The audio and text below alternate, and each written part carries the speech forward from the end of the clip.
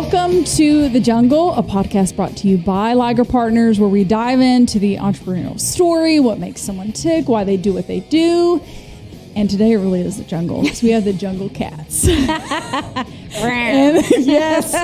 in the studio. And it was, okay, Heidi and I used to work together, so I'm fangirling a little bit. No, me too. It's so good to see you. It's good to see you. It's been years since we've connected, like, face to face. Yeah. Your curls still look beautiful. Thank you. I chopped them all off. Yeah. So that was a little different. Sometimes that's a little easier, though. Right, yeah, I did. Yeah. It really is. I've been enjoying it. And it was funny because when I saw you in the lobby, I'm like, tell me all the things. And then I was like, no, wait, because I want to hear all the things here. And I was asking, how do you want to be introduced? And really, like, you need no introduction. Right? Like, you are Heidi Rew. And so Heidi Rew, our past life, we worked together at a local Atlanta radio station. And when you grow up in radio, you have an ear for voices. So, like, a lot of the things that I know about what you're doing now and your husband, Mike Stout, is I can hear a commercial on something and go, that's Heidi Rew. Yeah. That's Mike Stout. And it's funny because then I have to wait for it to come back on. I'm sorry. You can never lose us. Fantastic. We are always there. And then I have to, like, I'm like, I think that's them. And then I wait and it comes back on. I'm like, that's really good. So let's dive in. Tell us, Heidi, kind of your journey, what you're doing, passions, all like it's what you're doing now, voiceover work. So actually, February is my 7-year anniversary of leaving radio full time. 7 years. Wow. I know, it's crazy. We don't look a day older. We don't. Trust us, we don't. But yeah, so 7 years ago I left radio full time. And I had been doing radio up until that point for I think 8 years or so. And don't try and do the math to figure out how old that makes me. You'd be in negative numbers. Yeah, exactly. But radio had always been my passion. That's what I wanted to do. In fact, I even did like a TV show for a year. But I was like, I really want to do radio. And so I was so lucky to have my radio job, and I really loved it. While I was in radio, my husband, which was not my husband at the time, as you know the story, but he said, "Oh, do you do voiceovers?" And I was like, I do them here for the station, and I did them for the TV station before, but I don't really do them." And he said, "Well, you should get an agent. You have a really nice voice." And it worked out well for him because we are married and the investment turned out well. Nice. I didn't realize how similar your and Mike's story was to Isaac and mine. I know. I don't know if I know what's your story? It's very similar. Okay. Isaac and I were friends forever. And when we got engaged, no one really knew anything about us until we were like, hey. I do remember that. So, but he was very much the same. He was all up in video, and he was like, hey, you're really good at social media. This could be a thing. And we were same thing, right? Like, we were dating, and then we got engaged, and then I always knew that he wanted to start a business, and I was very supportive of that, but I didn't see myself, not that I didn't see myself in business or in business with him, just not being an entrepreneur. But same thing, I think it worked out rather well. Yeah, every guy and girl out there that's listening, that's always a smart thing to do, is to try and find someone that you could be a partner with, and that you can get a good ROI on that relationship, you know? ROIR, return on investment in a relationship. Nice. So that's when I started, I got an agent, thankfully. And part of that was just because I was on the radio, and so it kind of gave me a little bit more notoriety. Yeah. But I got on with an agent, and then I was just doing that part-time. And I got some other stuff through, like some voiceover gigs through people that I knew, and in a smaller agent that I had in Florida. But my main agent in Atlanta, I was on for 4 years while I was in radio and booked not a single thing. Wow. So, and I was auditioning a lot. Yeah. And I kept thinking, oh my gosh, I suck at this. Like, Mike is just said that because he wants to date me. I think there's an ulterior motive here. I don't know if he means that this is actually a talent that I possess. That's awesome. But I kept going, and I kept reaching out to my agent going, hey, you're going to drop me soon, right? Like, was somebody not booking for you for 4 years? You're going to be like, bye-bye. Right. But he said, no, your auditions are good. Just keep going, Heidi, keep going. Wow. So I did. And then lo and behold, after 4 years, I ended up booking like my first job. It wasn't like a huge job, but then like my second job, it was this national gig. It was a national Jiffy Lube commercial that ran for like 3 years, paid me way more than I made in radio, which isn't totally saying a ton, but it's still for a commercial, it was saying a lot. Yeah, yeah. And then that was when I think I kind of just, Mike had said, you know, I think it's time. You're unhappy with where you're at right now in radio, and you just can't grow in the position that you're in. And so he was like, why don't you just quit, pursue voiceover and on-camera stuff, and just see how it goes, see what you discover through all of that. And so I did, and it just has continued to increase over the years. So I haven't looked back, and I'm so grateful. I think there was a time that I thought, oh, I really miss radio. In fact, I even did like a weekend show and fill in on another Atlanta radio station here. But I'm just so grateful for what we do now. So, yeah, Nice. I don't look back. Another ROIR, is that what we're calling it? Oh, yeah. Having someone that supports you in that way, right? Because if you are married and have a house, a kid, a puppy, it's more than just, I'm going to quit. Oh, yeah. There's a whole lot of conversation that has to take place. And you were already doing the legwork of you had already been in that for 4 years, trying to get additional gigs and things like that. So I know you've done some things for, are we allowed to say names of like who you've? Oh, like sure. Disney. Oh, yeah. Okay. Disney Food Network. Let's see, who else? I've done some stuff with Coke. I've got a long-standing thing with AutoNation right now and GE. PetSmart, I just did some stuff with PetSmart. Nice. And yeah. And I swear I've heard Mike on maybe some insurance commercials and Warby Parker. Yes, Warby Parker. I will say this is really sad, but sometimes we forget things that we are doing just because we get a lot of auditions, which we're grateful for.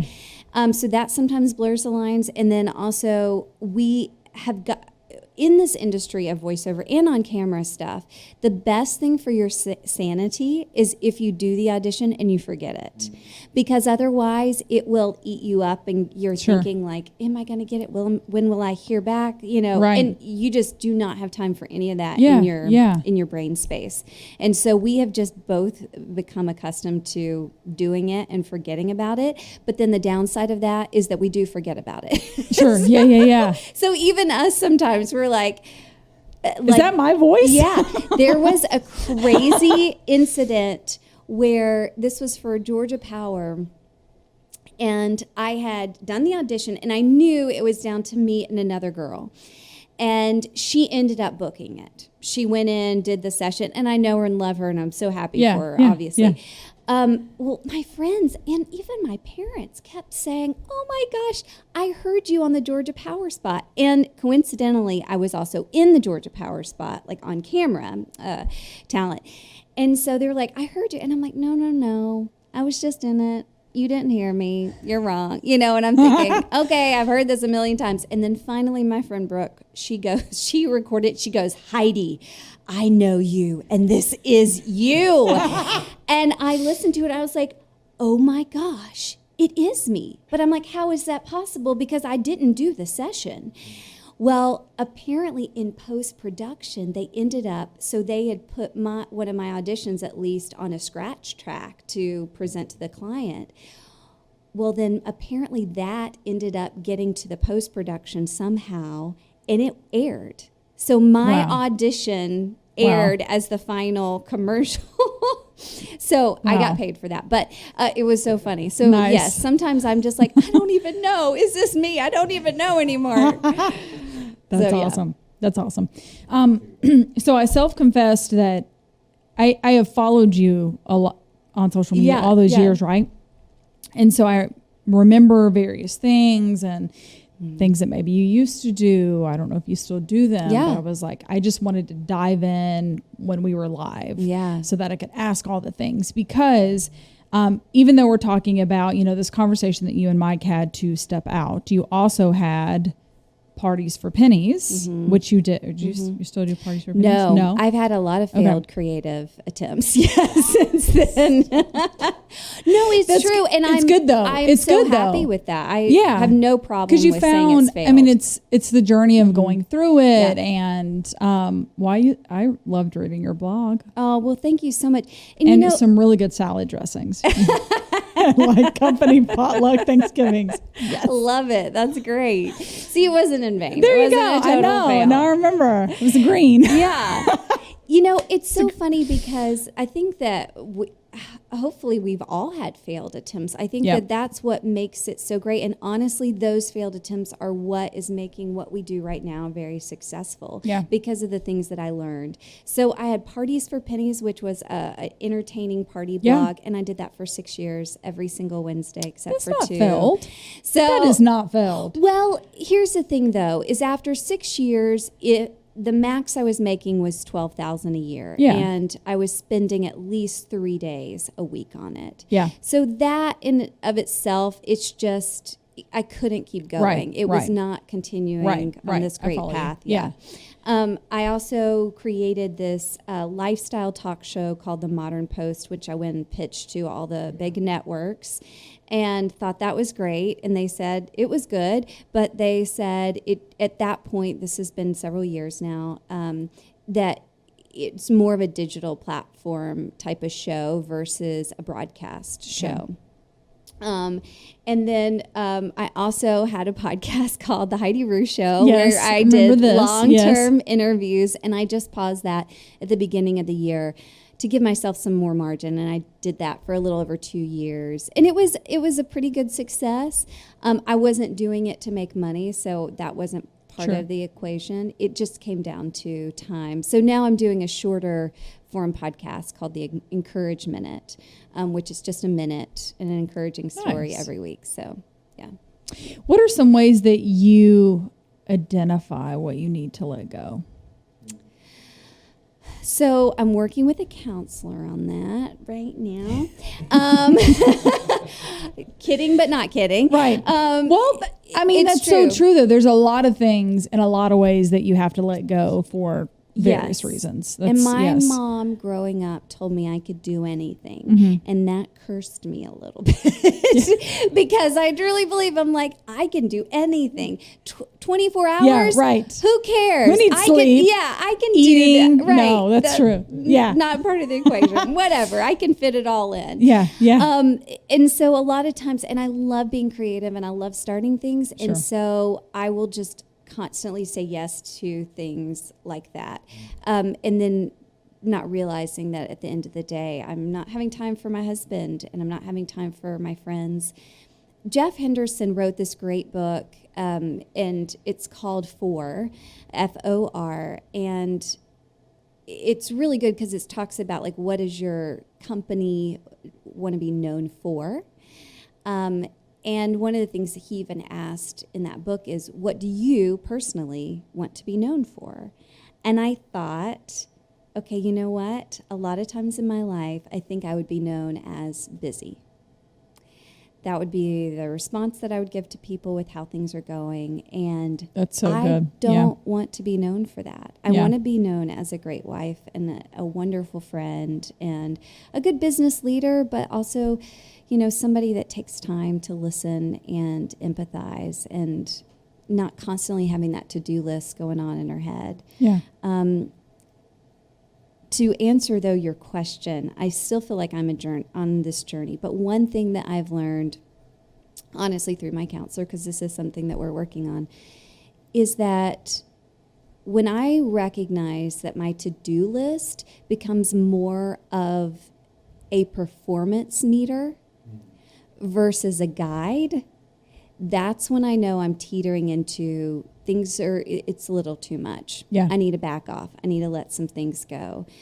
Because when it's that performance meter, if I don't hit those marks at the end of the day, I feel so crappy. Like I just feel like a failure of a day, instead of going, no, this just guides my day. And at the end of it, it's not a reflection of how well I do if I pass or fail the day. Yeah. And how does that kind of stack up with, okay, I've got these 5 things that I'm doing and I need to cut 3 of them. Mm-hmm. What is your process for deciding that? So I know I've got way too much going on, but how do I pick which one to let go of? What is bringing in the money? Nice. To be honest with you, it is. Yeah. So with what we do right now, I have, my own voiceover career and on-camera career, which the on-camera career I have it's lower on my priority list. And then Mike and I own Atlanta Voiceover Studio. And however, we are not taking a paycheck from Atlanta Voiceover Studio. And there's a couple of reasons why we've grown tremendously. So we just keep putting it back in, and we needed other people to help us. So we care more about them and making sure they're taken care of. Yeah. But my voiceover career is what brings the biggest income. So sometimes I will just have to say, okay, listen, I know I've got this thing with Atlanta Voiceover Studio, but it can wait till tomorrow, or it can wait till a little bit later in the day. And so I'm going to take care of my own voiceover career first. Sure. Interesting. So, yeah. Okay, good. I love that. And it's something that you enjoy doing, which is key. Like the money is good. Right. But you also have to enjoy absolutely. what you're doing. Because here's the thing, is that if you're not making money to sustain you, then even those creative endeavors feel like a burden. Right. Right. Yeah. So, yeah. And then it becomes a job. Yeah. You're getting paid, but you're not really. Yes, exactly. It's kind of laboring. Exactly. So then you left the radio station first? I did. Yes. So 7 years ago. Yep. Okay. Mm-hmm. What was the scariest thing about that? Being like the first one to step out. I was actually more excited. Okay. But I will tell you something that I did wrong that people will say don't have regrets, but I have a regret that I didn't do this. Okay. I had been given advice by a mentor of mine in business, and when he found out I was going to leave the radio station, he said, okay, here's my advice. Take at least a month, maybe 2 months, and do nothing. Do nothing as far as take no steps towards your future, just read, process, think, just take that time. And I even told Mike, and he said, yes, I highly agree with that. And I did not. I hit the ground running because I was like, freedom! And I wanted just to get out there and get started, Yeah. And I think that because I hit the ground running and I just was like, yes, I'll do this and this and this and that, then I was not able to get focus, was not able to get clarity. And I think that really derailed me for a couple of years because of that. And I wish that I had taken that time, because once you start, especially if you're going from a corporate job to something independent, it's all you all the time. And so, and to be able to even find that time to think and process through what's going on is very difficult.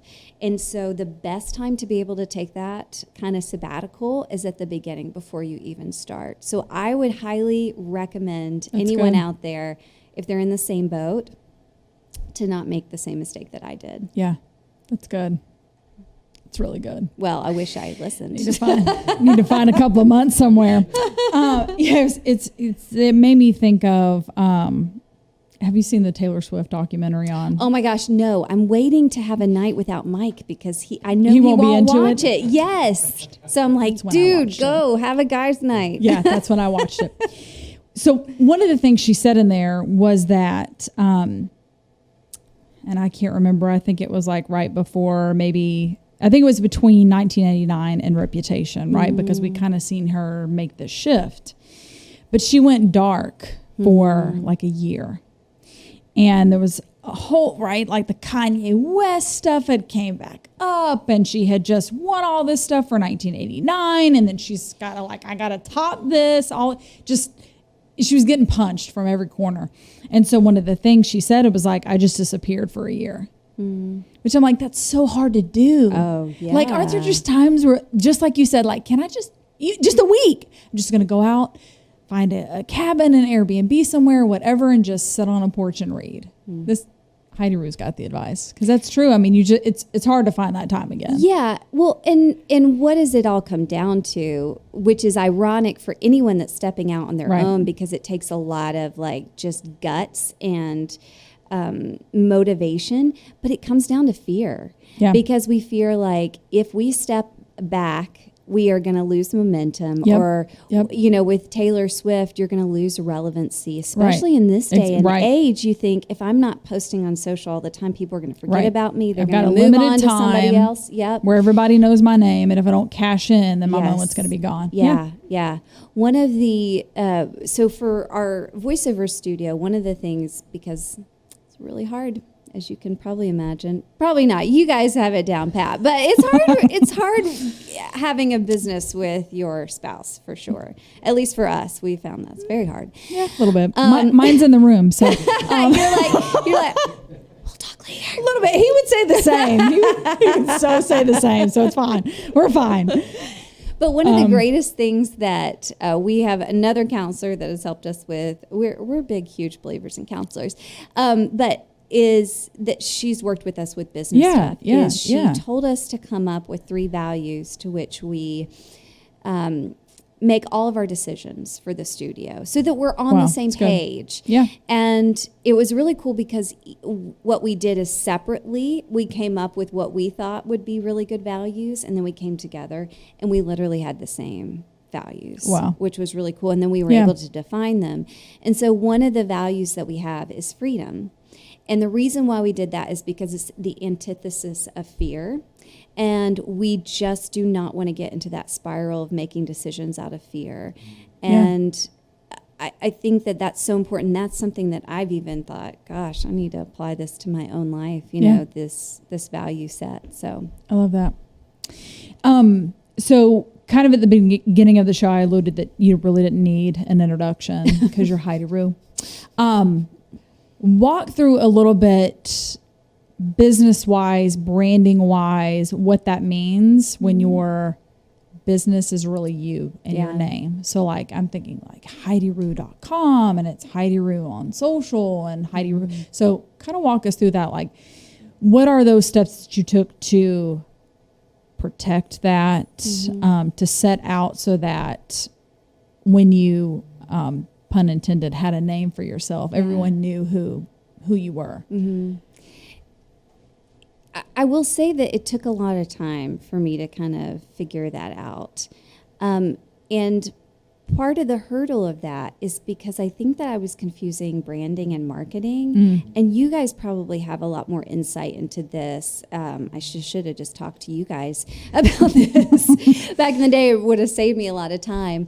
But I kept thinking, well, what do I do? What problems do I solve as a voice actor? Okay, I'm a voice, but there are a bazillion voices out there. Yeah. And so it took me a while to realize that the marketing is what I do, and the branding is who I am.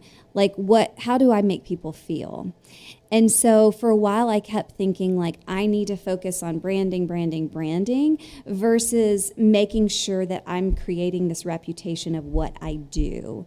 And with voiceover specifically, that entails a lot of things. It's one is availability. This industry changes this, and they need somebody. I mean, my agent texted me at 5 something last night and said, hey, I have this last minute thing that they may need to record tonight. Are you available? Yes, this is what I do. Yes, I'm available. Right. The second thing is with technology. having a home studio is so important, and having all those tools so that they can connect to you. And then having just the experience to know and to trust that I can get in there and the session with me won't last long, because you can direct me, and some of the stuff about like trusting what I can do, that sometimes just takes time and people working with me and then going, okay, great. Like, we know what she's capable of. As far as branding goes, I think that what I struggled with is I'm like, I know who I am, but why does that matter to somebody for voiceover? Like, why does that matter to somebody that PetSmart? Why does that matter to PetSmart? Yeah. Well, one of my agents came up with my favorite phrase ever now for my branding, and it's Heidi Rew. She leads with her heart, I'm speaking for me, but I lead with my heart, and I believe your words deserve that. Nice. And that was the thing that made me realize, okay, we have this nailed, because I care so much about people, and through radio, I was able to learn how to connect and talk to just that one person.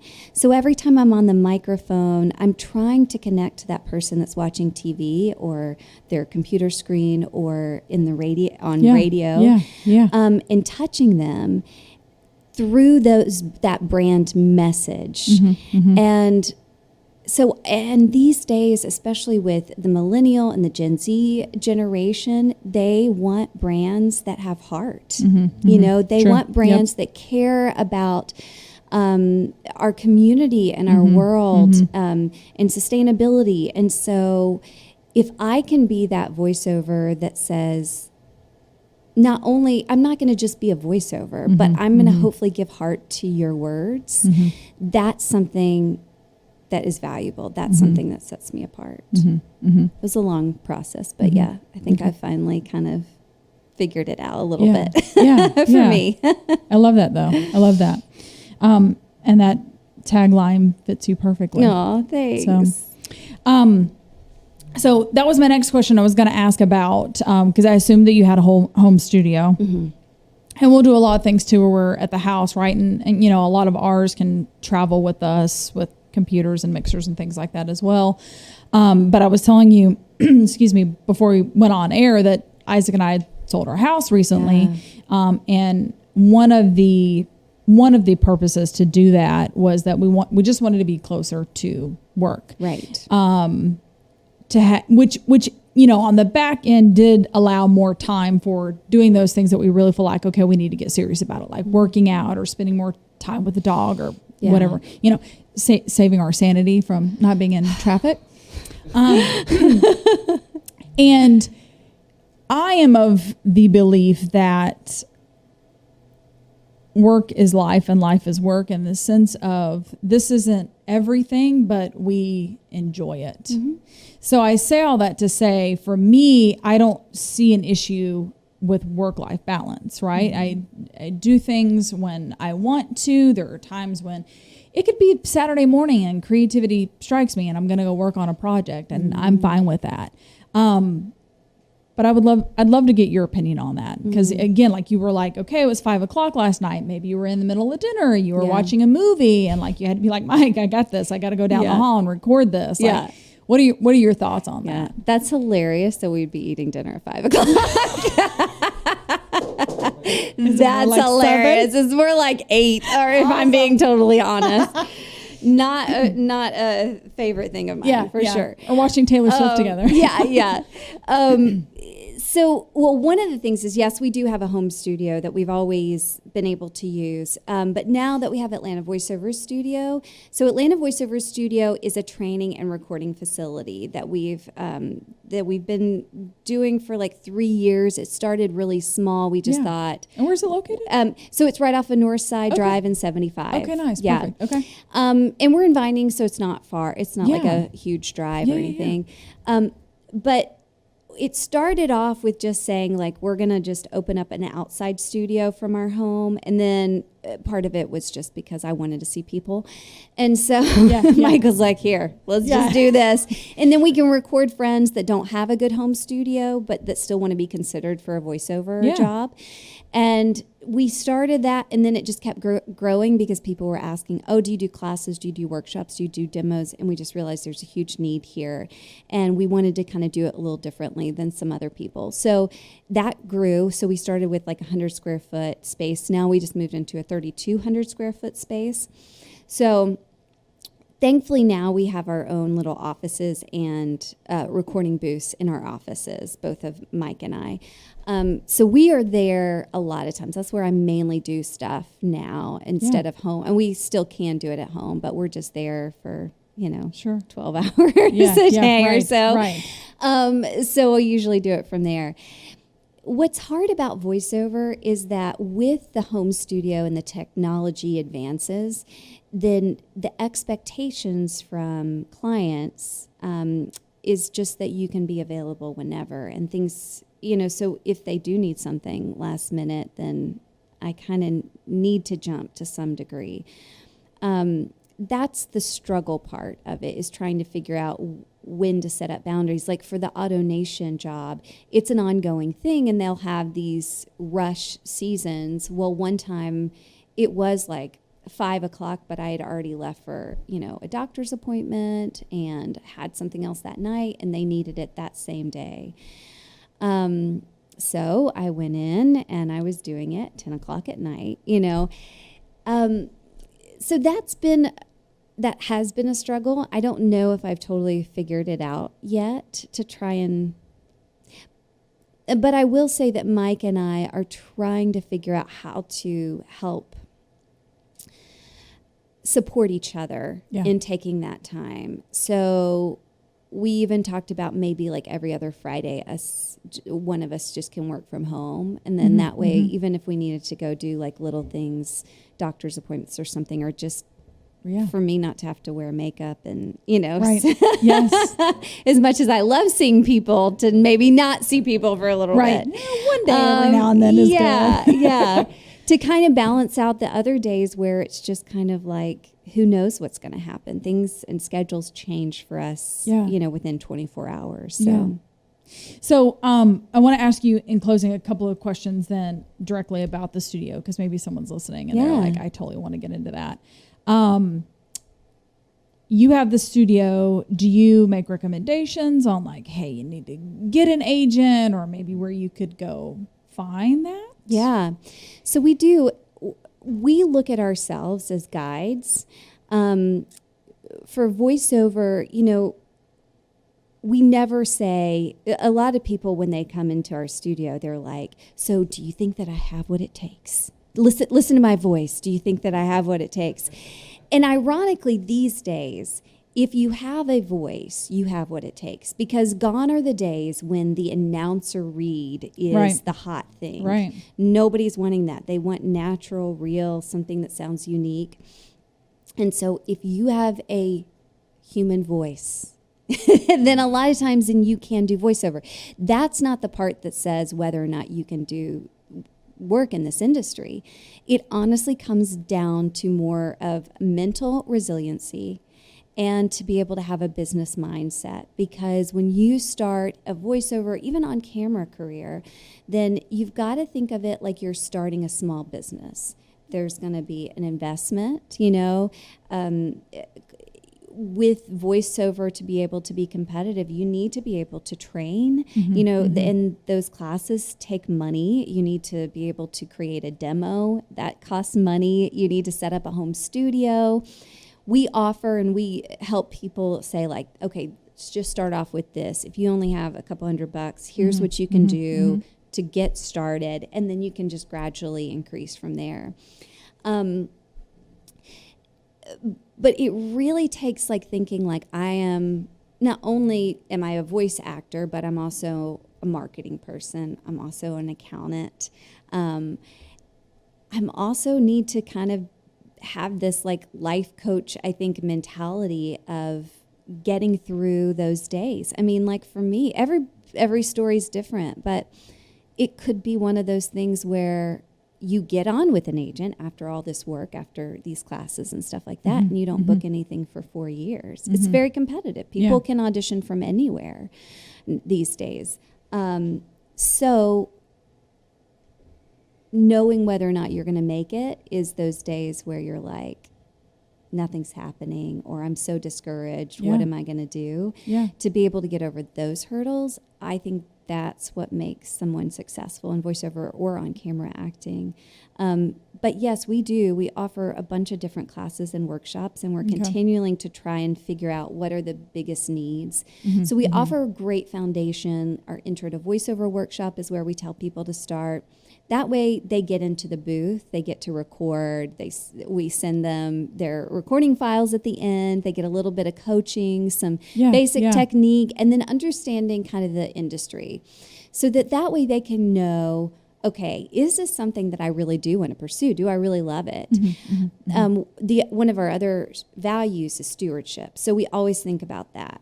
So if you're going to go and spend $250 a month on a class, we want you to make sure that for less than that you're like, this is something that I'm committed to, because we don't want you to get into a class and then go, oh, this isn't really what I wanted. And then $250, you're like, I don't feel like I got my value out of it. Yeah. And so we have the ongoing classes, we have private coaching, and then we have specific workshops that help you with other aspects of voiceover. So we have one coming up called From Branding to Booking, and that's with a guy that specifically works with voice actors on branding and social media.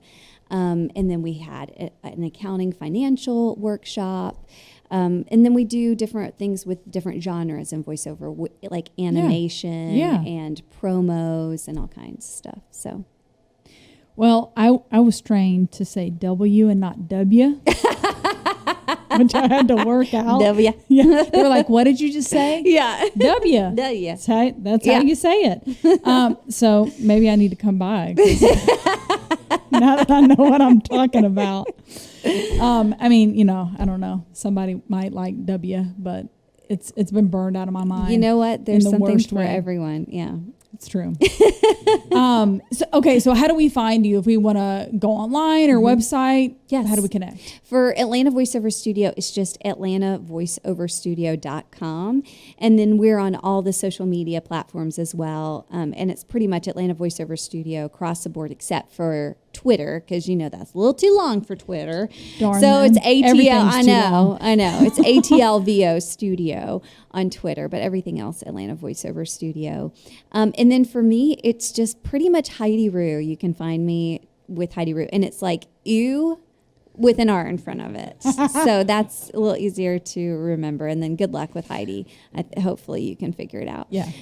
So HeidiRew.com is my website. And then social media across the board is just all Heidi Rew. Perfect. Heidi Rew. Thank you so much for joining me today. Thank you so much for having me. This was so much fun. It was a lot of fun. From the jungle with the Jungle Cats. Until next time, we'll see you then. Have a good Tuesday.